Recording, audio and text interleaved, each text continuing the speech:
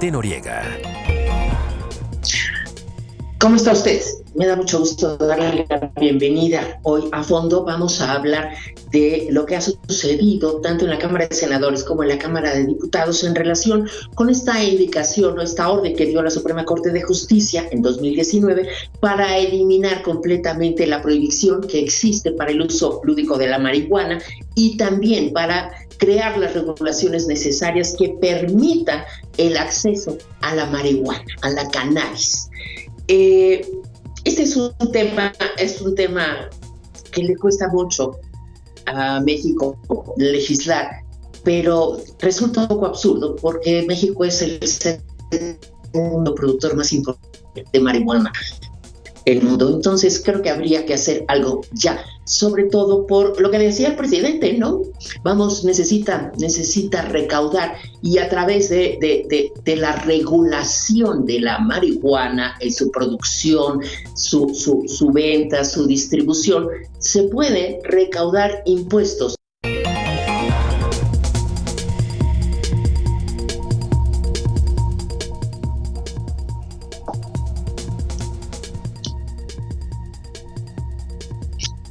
Bueno, como usted sabe, con la regulación del uso lúdico de la marihuana, la liberación del uso lúdico de la marihuana, el permiso que existe para el uso lúdico de la marihuana o que existirá una vez que se apruebe esta legislación que está después de que pasó a la Cámara Revisora, que es la Cámara de Diputados.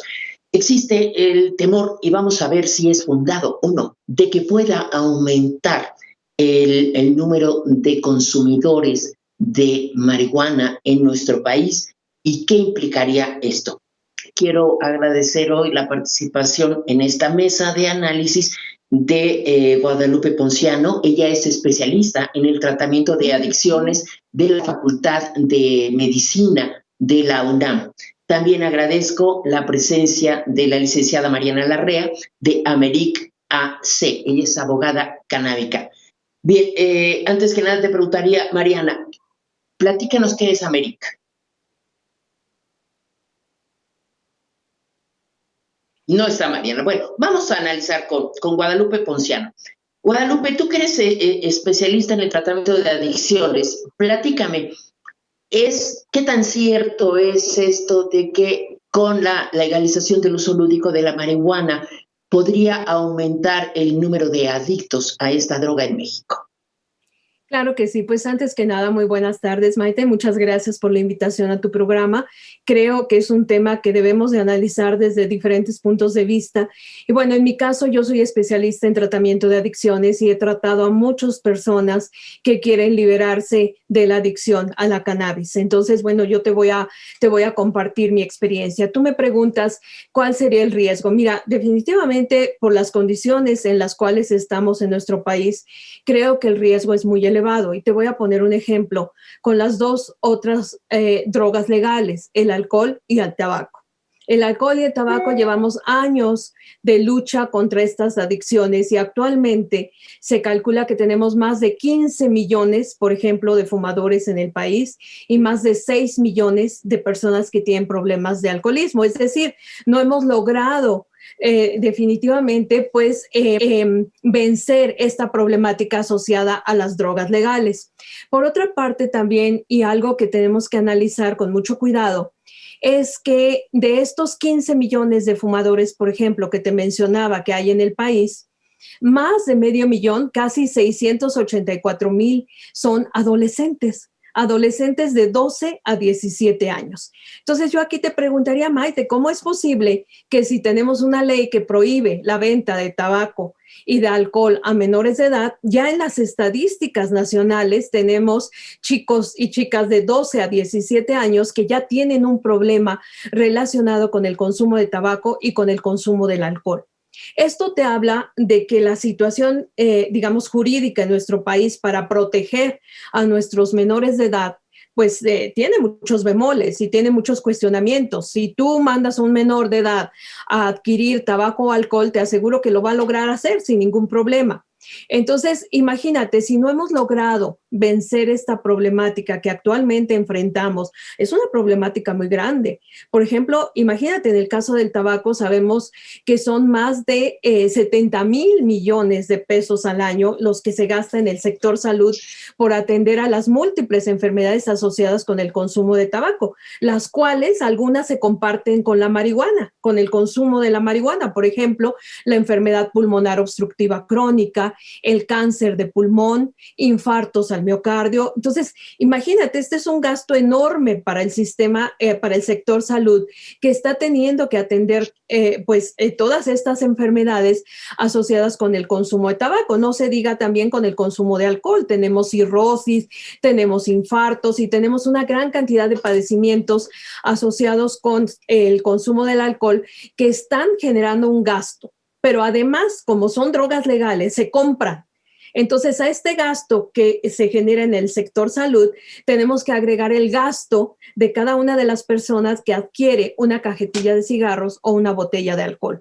Entonces, te pongo este ejemplo porque es lo que se quiere hacer con la marihuana. Ahora, ya vimos que tenemos leyes para prohibir la venta a menores. Sin embargo, esas leyes no se cumplen. ¿Qué va a pasar con la marihuana? Y hago mucho énfasis, Maite, en los adolescentes, porque tú sabes que el sistema nervioso central, nuestro cerebro, en el ser humano, tarda mucho en madurar. Se calcula que es alrededor de los entre 21 y 24 años, según diversos autores, cuando nuestro cerebro, este maravilloso cerebro que tiene el ser humano, llega a su madurez total. Imagínate si estamos hablando de drogas, de sustancias psicoactivas que llegan directamente al cerebro antes de esta mayoría de edad. El efecto va a ser mucho mayor.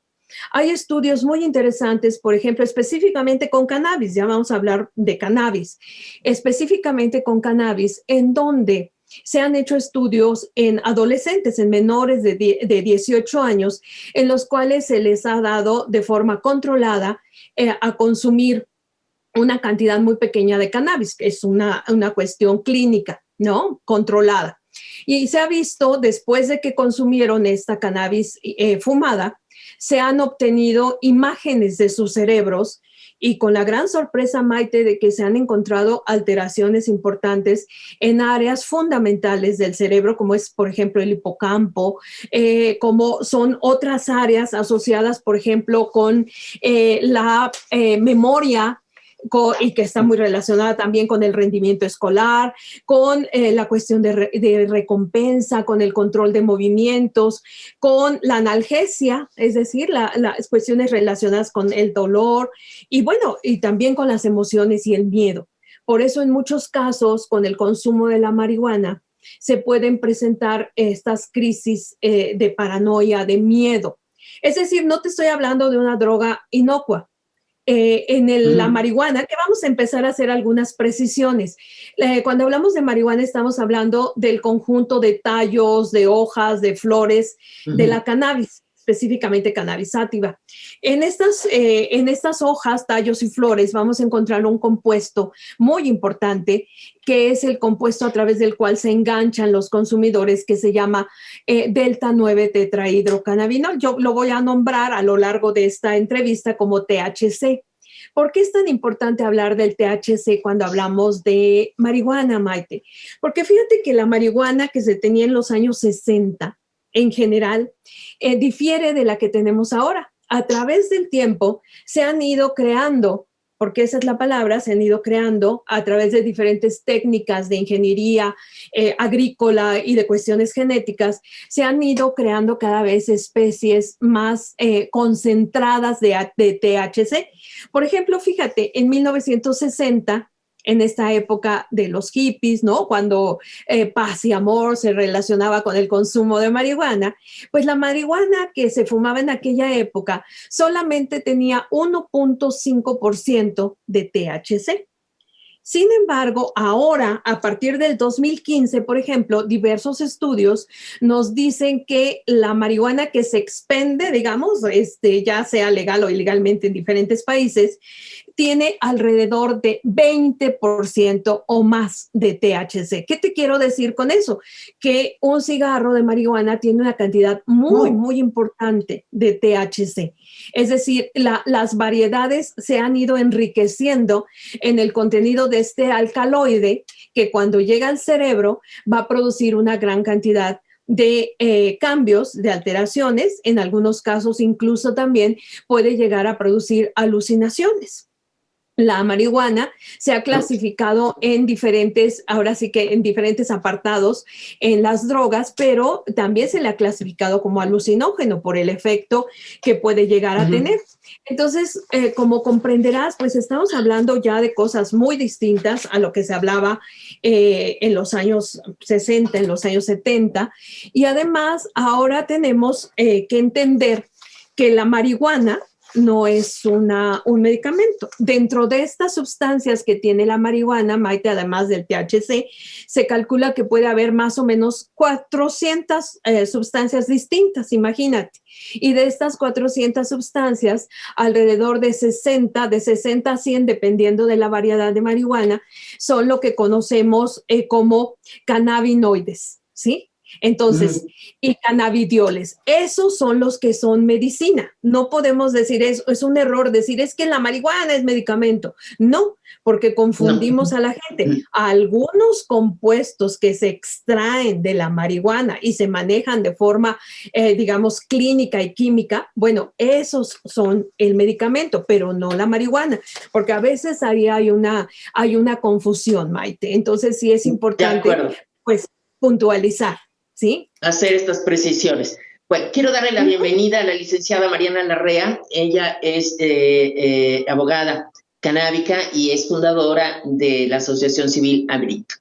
¿Cómo estás, Mariana? Bienvenida. Muy bien, muchas gracias. Muy contenta de poder estar aquí y a sus órdenes para cualquier tema que quieran platicar acerca de la legalización del cannabis. A mí me gustaría saber de qué estamos hablando, porque hay quienes aseguran que no se acató ni en lo que hizo el Senado, ni con las modificaciones que hace la Cámara de Diputados, no se acató la instrucción que diera la Suprema Corte de eliminar la prohibición absoluta y de garantizar o regular todas las acciones necesarias para garantizar el acceso al cannabis. ¿Es esto cierto? Es correcta tu afirmación. Es correcta tu afirmación. Sí hubo muchos artículos que fueron modificados en este sentido, sin embargo, no todos en la totalidad de la orden de la Suprema Corte de Justicia. ¿Qué fue lo que hizo, en esta última versión el Congreso de la Unión? Pues sí permitir el uso adulto, uso lúdico, con ciertas restricciones, muchas de ellas basadas en la Ley Federal de Control del Tabaco. Sin embargo, pues bueno, sí todavía hay ciertas partes de este estigma que podemos ver en la ley. Podemos ver que no se descriminalizó al 100%, podemos ver que todavía, por ejemplo, si hay una aportación mayor de 28 gramos, pues todavía es considerado un delito. Podemos ver que todavía hay muchas restricciones para su consumo. Entonces, pues no fue descriminalizado al 100%, pero también considero que parte de un proceso legislativo es ir poco a poco, ¿no? Finalmente, pues como todo cambio legislativo, regulatorio y como un cambio a la sociedad de nuestro país, creo que es atinado el hecho de que poco a poco se vaya a ir quitando este estigma respecto a la criminalización del consumo lúdico de cannabis. De acuerdo. Ahora, se ponen penas administrativas. De 0 a 28 gramos no hay sanción administrativa. De entre 28 y 200, multa de 10,000 pesos. Y de 201 gramos a 5 kilos, multa de 265,000 pesos. ¿Qué estamos viendo? Que las personas son sorprendidas consumiendo cannabis o que producen cannabis, normalmente son extorsionadas por la autoridad, por la policía. Con estas reformas que se hacen, no se elimina esto, ¿no? Sigue siendo penalizado. Entonces, se incumple la orden de la Suprema Corte. Sí, 100%, 100% la orden de la Suprema Corte no se está cumpliendo al 100%, eso es un hecho. El tema de las cantidades es por un tema de portación simple, y eso es con la finalidad de también evitar temas de comercio. Es decir, si traes más de 28 gramos, o más bien más de 200 gramos, pues ya se podría suponer ahí un tema de comercio, y también la finalidad es proteger esta parte. Pero sí, estás en lo correcto, Maite. No se cumplió al 100% la orden de la Suprema Corte de Justicia. Esa es una realidad. De acuerdo. Ahora, estaba yo platicando con Guadalupe Ponciano de lo que puede suceder si se libera totalmente el consumo, y es el posible aumento de las adicciones. No sé la experiencia con otros países. Lo que sí sé es que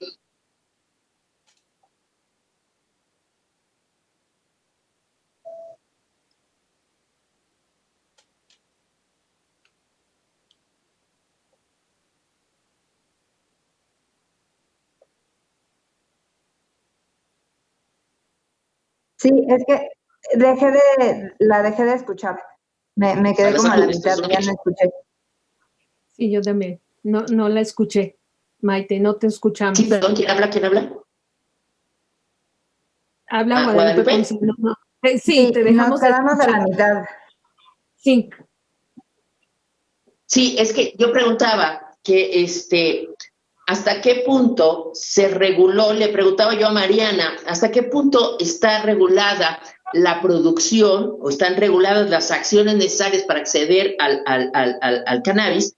Están reguladas de tal suerte que las personas que puedan querer consumirla tengan la certeza de la pureza de la cannabis, y no que pueda estar alterada con la amenaza de mayores daños a la salud.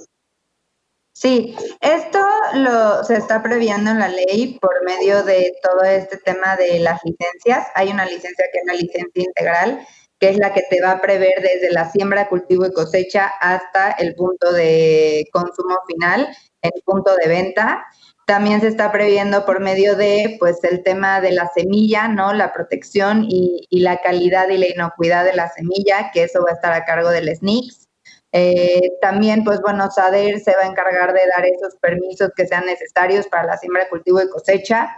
Entonces, pues bueno, aquí a lo que nos estamos aventurando es que, pues debido a lo que va a tardar que esta industria entre en operaciones, ¿no? En lo que las autoridades federales dan las licencias que tienen que dar, y en lo que la Secretaría de Hacienda determina los impuestos que se van a imponer a este tipo de productos para consumo lúdico, etcétera, etcétera, etcétera, pues los consumidores al día de hoy van a seguir optando por el régimen que ya han optado toda la vida, ¿no? Entonces, esa regulación y va a ser un tema como cultura del consumidor, cultura de las empresas, para llegar a un mundo ideal en el cual sí, efectivamente, los consumidores vayan a la tienda que está autorizada por CONADIC, etcétera, y compren estos productos que ya cumplieron ciertos estándares, ciertas normas. Hay que también pensar que ahorita pues no tenemos ninguna norma oficial mexicana para este tipo de productos. Esa se va a tener que generar en su momento. Entonces, poco a poco, pues vamos a poder ir por medio de esta cadena de trazabilidad, ir garantizando la seguridad de esos productos y la seguridad para el consumidor, y que el consumidor vaya a querer pagar el precio que le van a cobrar, dado a que pues ya está acostumbrado a otro precio y a otro modelo de negocio completamente distinto, ¿no? De acuerdo. Ahora, pregunto sobre las licencias. Canadá tiene varios tipos de licencia. Esta norma que se aprueba ¿contempla la creación de diversos tipos de licencia también? Sí, la ley lo que aprueba son distintos tipos de licencia, la que te platicaba que es la integral, la de siembra, cultivo y cosecha, la de transformación, la de comercialización Y hay una licencia que nos llamaba mucho la atención la semana pasada que estuvimos ahí en Cámara de Diputados platicando con ellos. Es una licencia que se va a encargar de todos aquellos productos derivados del cannabis psicoactivo. Sin embargo, durante los primeros 3 años estos productos no van a estar permitidos. Entonces ya la están dejando en la ley para en un futuro, aunque ahorita todos los productos comestibles de cannabis psicoactivo, que quiere decir más de 1% de THC, no van a estar en venta en nuestro país. Entonces están estas distintas licencias.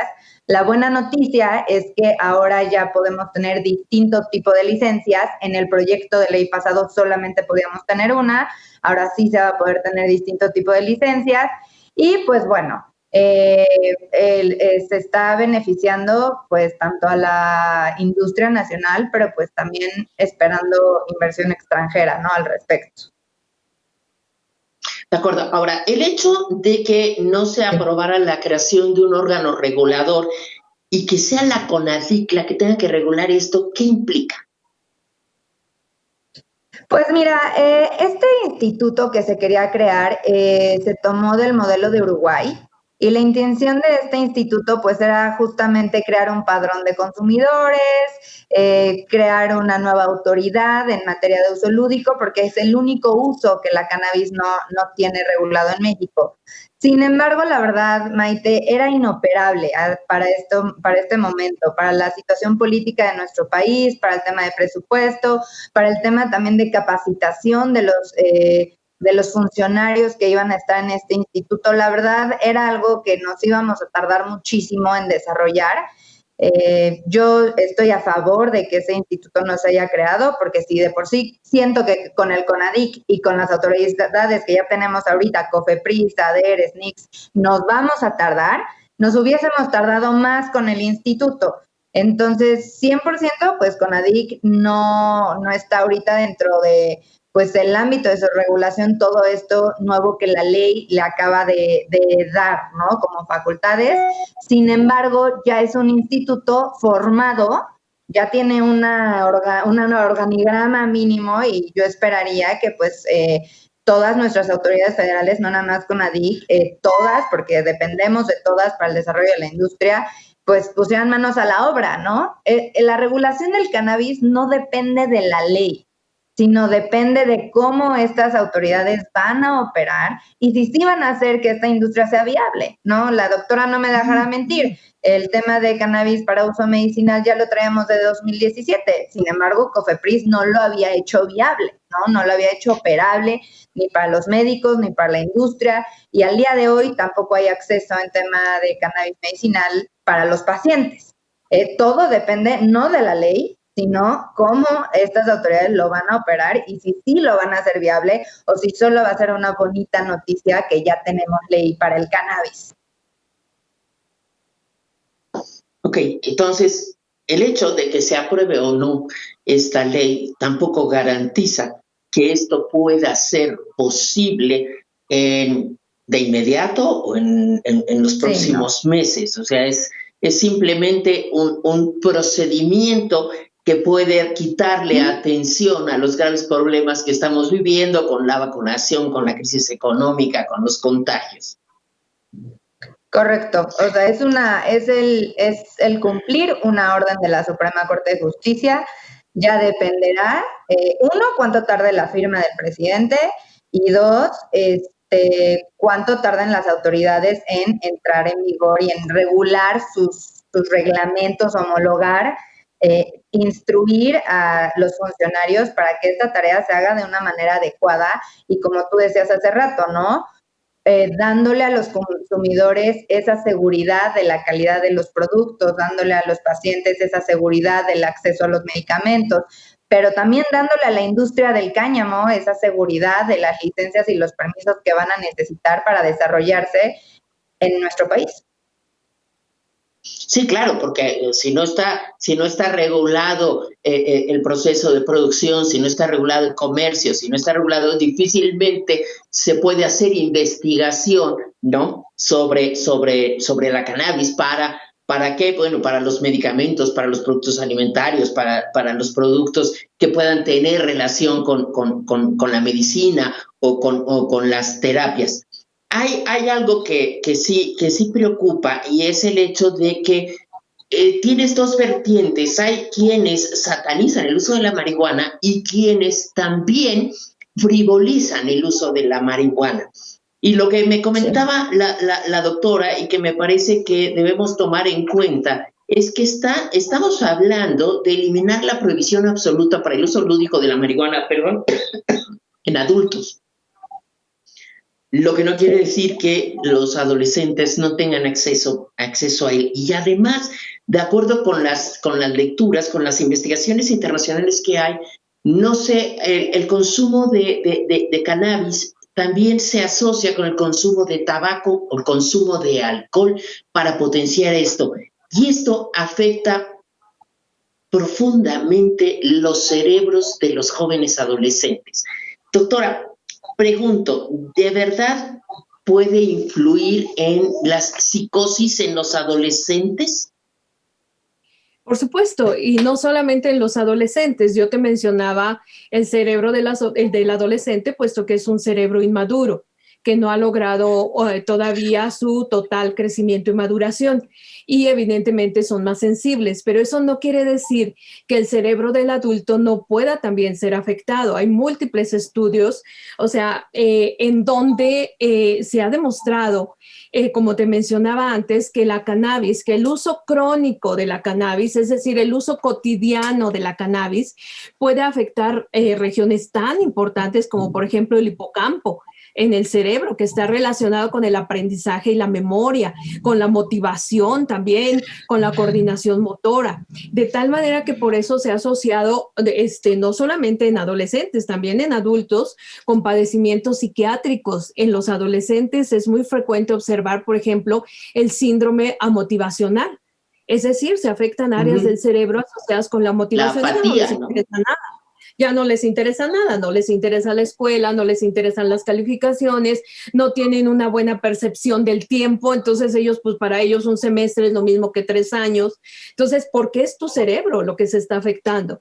En el adulto, lo que se puede afectar de manera importante y está totalmente comprobado es una asociación muy importante entre esquizofrenia y depresión y consumo de cannabis. ¿Sí? Afecta a áreas importantísimas que están asociadas con esto. Esto me preocupa mucho porque, como decía Mariana, bueno, se tiene que pensar a futuro. Yo también tendría, como especialista en tratamiento de adicciones, empezar en el futuro.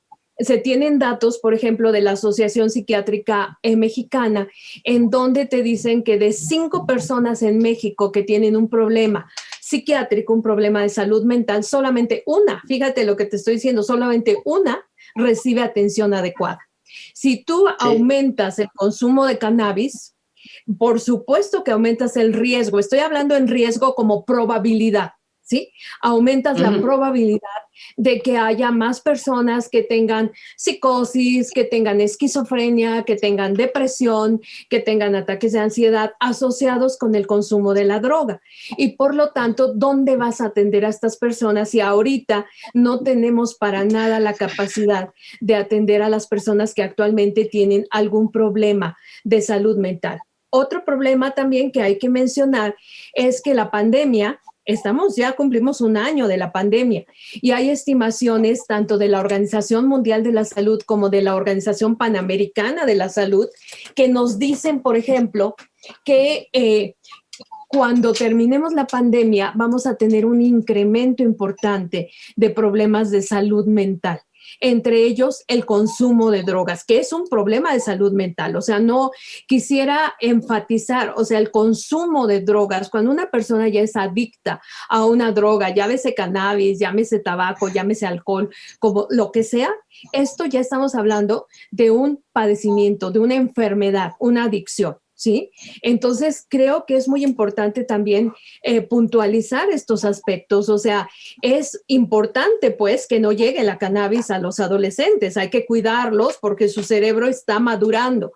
Pero también es importante cuando llega el adulto, porque el adulto puede también desarrollar este tipo de enfermedades. Y no solo eso, Maite, sí, claro, no solamente el cerebro, sino también les voy a comentar que la hoja de la marihuana por naturaleza, o sea, por ser una planta distinta a la del tabaco, va a tener un mayor contenido de partículas y un mayor contenido de sustancias carcinogénicas, es decir, productoras de cáncer cuando se quema en la forma de un cigarro.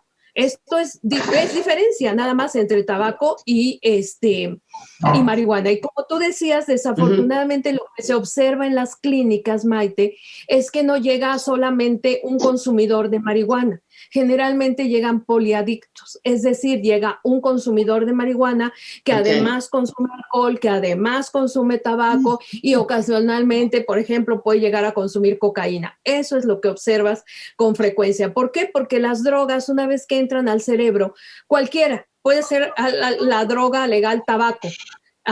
La droga, una vez que llega al cerebro, empieza a actuar modificando una serie de cuestiones tanto bioquímicas como morfológicas, y entonces esto va a tener un cambio importante que va a determinar en muchos de los casos que se consuma otra droga, porque el adicto aprende que según lo que consume, pues puede ser un estimulante cuando quiere despertarse, o puede ser un depresor, ¿no? Cuando quiere bajar esa estimulación, o puede ser cannabis, ¿no? Cuando quiere tal vez incluso llegar a tener alucinaciones o llegar a relajarse, entre comillas, ¿no? Digo relajarse entre comillas porque en realidad no te relajas, simplemente es la sensación que percibes, ¿sí?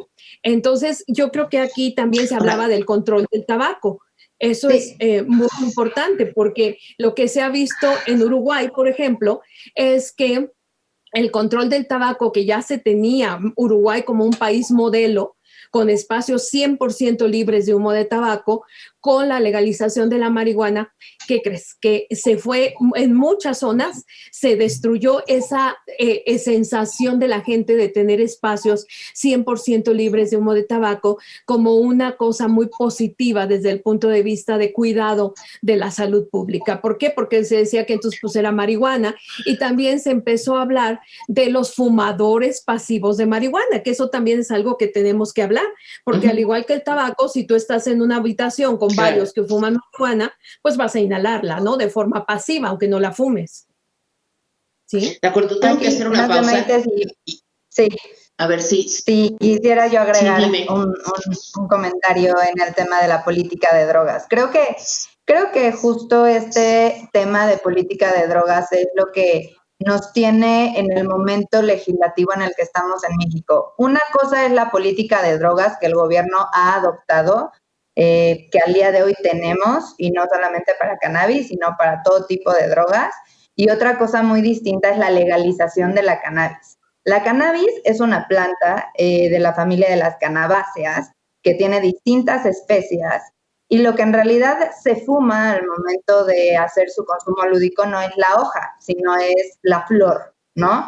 Entonces, estas diferencias técnicas son muy importantes y es muy importante que el público lo conozca, porque no estamos hablando de la legalización de una droga, estamos hablando de la legalización de una planta que dentro de sus distintas especies representa un beneficio económico para México en muchos sentidos, ¿no? Desde el tema del cáñamo industrial, beneficio para la industria de los alimentos, de las bebidas, de los cosméticos, de la construcción, se puede hacer cemento con el cáñamo, del biodiesel, el tema de la energía, del papel, el tejido, ¿no? Es un beneficio para muchas industrias. Entonces, es muy importante aquí hablar que cuando estamos hablando de la ley del cannabis, no estamos hablando de una ley de droga, no, estamos hablando de una ley de una planta en beneficio de nuestro país. La política de las drogas que nuestro país ha adoptado es una cosa completamente distinta a esta ley. Esta ley no nos representa nada más que beneficio económico para nuestro país. Sí, como lo dice la doctora, hay que tener controles con los menores de edad, pero por eso en la misma ley están impuestas sanciones a aquellos que vendan cannabis psicoactivo a menores de edad. Y también, pues, es un tema de una política hasta de valores familiares, ¿no? Finalmente, el menor o el adolescente que quiera ir a consumir marihuana o cualquier otro tipo de droga, pues tristemente lo hace y lo ha estado haciendo durante el paso de los años. Sin embargo, hay que ver el caso del derecho comparado. En otros países en donde se ha legalizado el uso lúdico de cannabis, no ha aumentado el tema de adicción en menores de edad, ni mucho menos ha aumentado ni en mayores de edad, ¿no? El tema de cannabis, al contrario. Lo único que ha representado ha sido mayor trabajo, mayor inversión extranjera y un beneficio para esos países que en realidad aquí en América es Canadá y es Uruguay nada más y México, ¿no? En este caso. Mariana, yo quisiera de acuerdo, voy a hacer una pausa y si me permite, no seas malita, te ruego, Guadalupe, que guardes este comentario, tengo que hacer una pausa y regreso contigo. Continuamos aquí en A Fondo.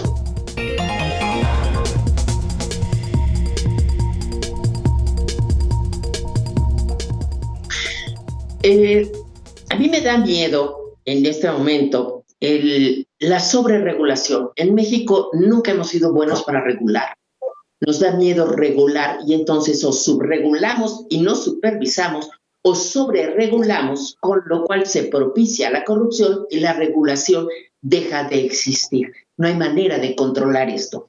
Y ese es el miedo que me da y que tenemos ejemplos variadísimos en esto de las regulaciones en México. Y tratándose de un producto del tipo de cannabis, me llega la preocupación de la sobreregulación sin supervisión, lo que alentará, por supuesto, la corrupción y que esto se lo lleve la tristeza. Sí, Guadalupe, iba yo contigo. Sí, perdón, Guadalupe, iba yo contigo, tenías un comentario.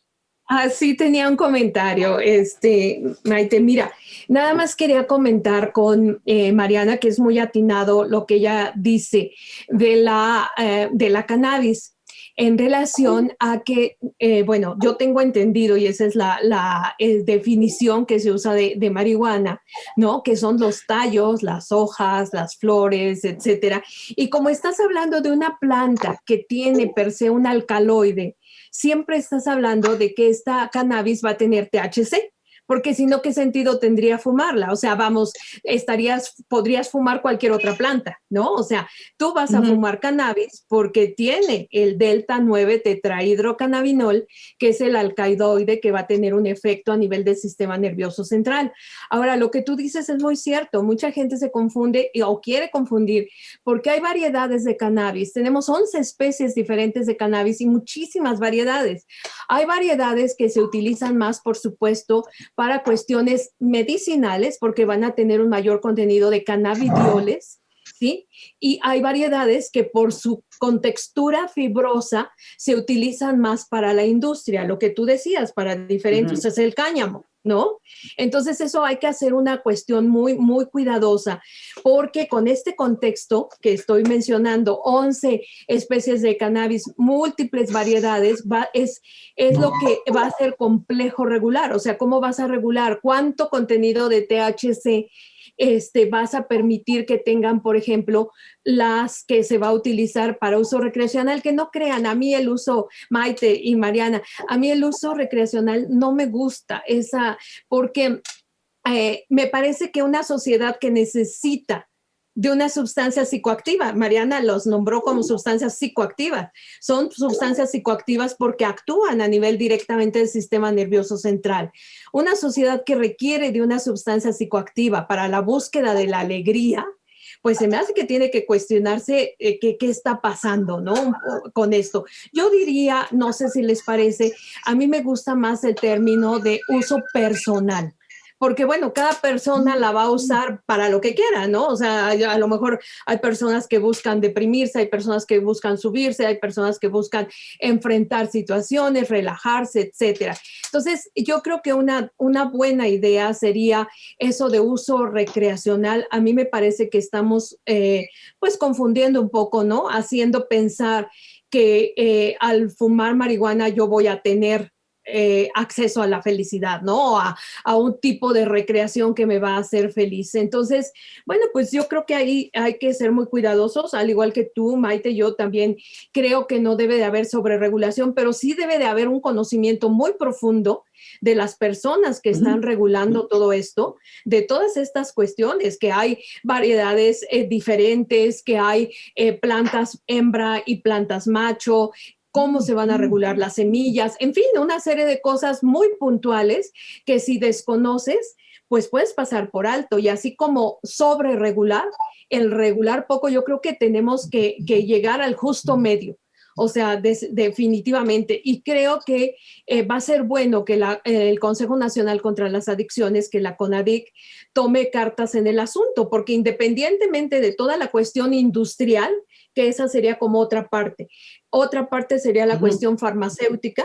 Yo creo que es muy importante tomar en cuenta la cuestión relacionada con el consumo de la cannabis como droga. Yo creo que sí, o sea, sí tenemos que darle importancia a todas estas partes y tratar de encontrar el justo medio. De otra manera, me vas a invitar en unos años, Maite, a otra entrevista y te voy a decir, pues que ya nos pasó como con el tabaco y el alcohol, ¿no? Que tenemos niños de 10 años ya en las encuestas nacionales que ya aparecen por el consumo, ¿no? Entonces, claro, yo creo que es algo que en este momento que se está discutiendo y analizando, tenemos que ser muy cuidadosos en puntualizar todos estos aspectos. Y sobre todo también para el público, para que entienda, porque yo te digo, la marihuana es medicinal y tú dices, bueno, pues me la fumo, ¿no? Y no es cierto. Sí, no sé de qué estoy enfermo, pero me la fumo, ¿no? Pues sí, yo me la fumo porque tú me dijiste que era medicina y no es cierto. Son los cannabidioles que se extraen de la planta cannabis y que se manejan a través de un laboratorio para hacer, por ejemplo, un aceite o para hacer una tableta, los que son medicinas, no es la cannabis, ¿no? Entonces yo creo que sí tenemos doctora, ahí, que ser discúlpeme si voy en contra de su comentario. Yo sé que usted como doctora tiene todo el conocimiento científico y medicinal. Desde Amenic hemos investigado, hemos estado entrevistando a distintos tipos de consumidores, ¿no? Desde el consumidor que consume cannabis por gusto y por un uso lúdico. Como usted bien dice, en el primer proyecto ya le habían cambiado el nombre a uso adulto. Ahorita en Cámara de Diputados lo regresaron a uso lúdico. ¿Por qué? No lo sé, pero sí, es correcta su apreciación, yo coincido en eso con usted.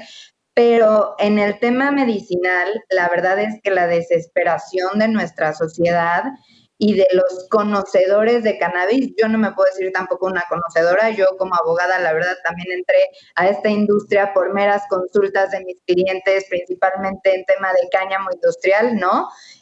No me puedo nombrar a mí misma como una conocedora, pero sí les puedo platicar de la experiencia que hemos tenido en Amenic, entrevistando a distintos tipos de consumidores, y la verdad es que la desesperación de la gente es tal que sí llegan a fumar cannabis, no para un tema de uso lúdico recreativo, sino para un tema de mejora de dolores y manejo paliativo de diversos síntomas, ¿no? Entonces, ¿por qué las madres se han visto en la necesidad de tener que hacer sus propias tinturas, sus propios aceites, sus propios remedios con cannabis? Porque justo nuestra regulación no nos da acceso a ningún tipo de medicamento de cannabis. Entonces, este tema del autocultivo está previsto en nuestra ley para uso lúdico, pero la realidad de lo que va a pasar es que la gente en la desesperación y la necesidad, porque cuando lo pruebas, y yo me refiero únicamente a un tema medicinal,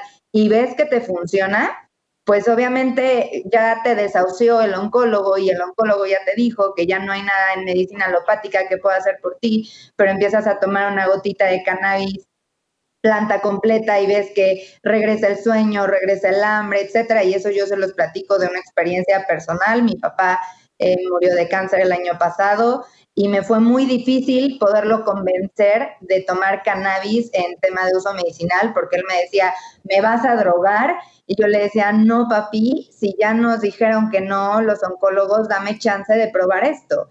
Y cuando ves que sí sirve, él mismo antes de fallecer me lo agradeció muchísimo. Te cambia la vida y te cambia la perspectiva y dejamos de ver a la cannabis como una droga, Maite. Esto es algo que a mí me interesa muchísimo hacer llegar a tu auditorio. Dejemos de conceptualizar que todo lo que es cannabis es droga. No es así.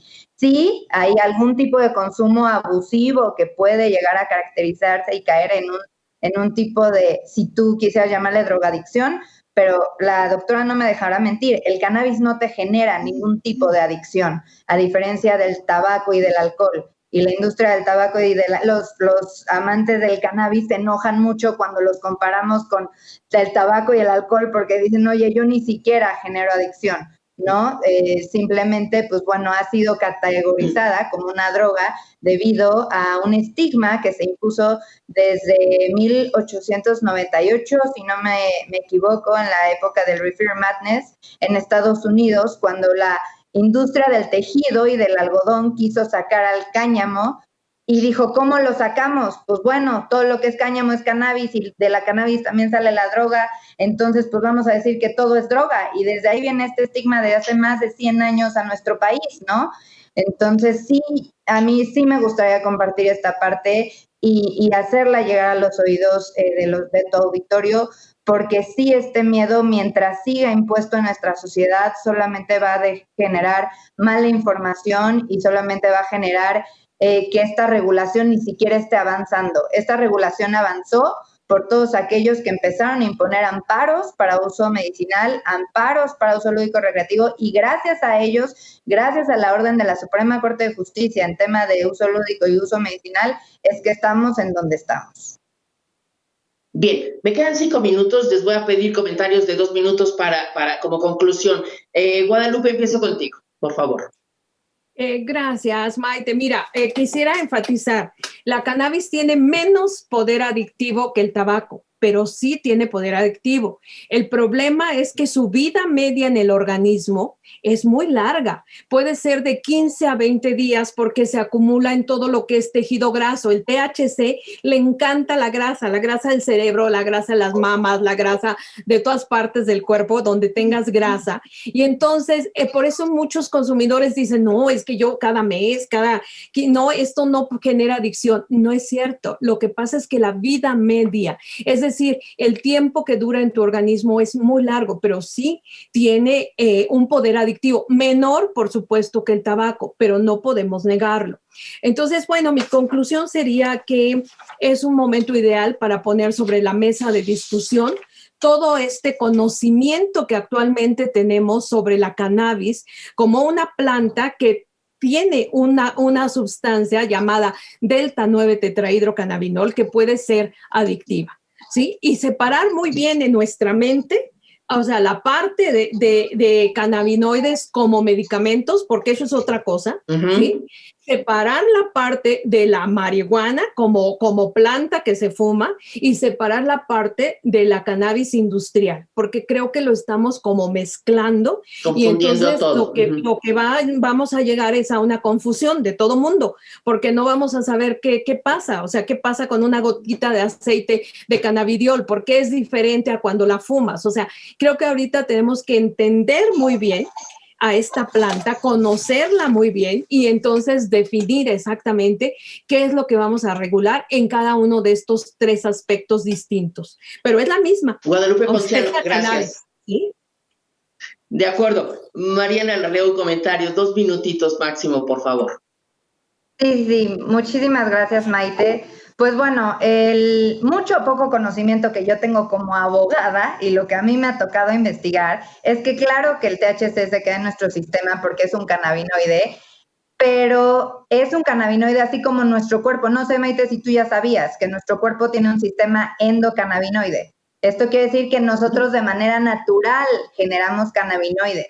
Esto quiere decir que cuando nosotros consumimos cannabinoides de alguna otra forma, automáticamente se dirigen a nuestros receptores, que es el receptor CB1 y CB2, Y esto lo que genera son acciones biológicas necesarias que nuestro cuerpo pues requiere. A mí, a ti, a la doctora nos va a funcionar completamente distinto, nos va a generar, yo tengo conocimiento que no tiene adicción, pero bueno, no quiero tampoco desmentir a la doctora y su experiencia y su expertise, etcétera, pero genera en cada cuerpo una permanencia distinta en referencia a nuestro sistema endocannabinoide. Lo que a mí me decía el médico cuando yo le iba a dar a mi papá, oye, ¿tu papá alguna vez fumó cannabis?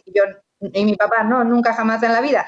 Entonces su recepción de los cannabinoides va a ser completamente distinta y eso va a generar, ya sea si es THC, pues es una acción psicotrópica distinta a la de otras personas. Pero eso era rapidísimo. Si quieres en otro momento ya lo platicamos con más tiempo. Lo único que yo le quiero decir a tu auditorio es quitémonos ese estigma de que todo lo que es cannabis es droga y vayamos un poquito más allá porque nuestro México necesita esta ley, necesita que la industria del cáñamo salga adelante, necesitamos que el cannabis sean los pulmones de nuestro país, el cannabis es de las plantas que más genera oxígeno y retiene dióxido de carbono, entonces en ese sentido hay beneficios para todas las industrias y yo sé que es difícil, yo sé que hay familias muy lastimadas, hay un estigma muy grande generado también por la guerra que hubo en contra del narco y hay mucho dolor en nuestra nación respecto a este tema,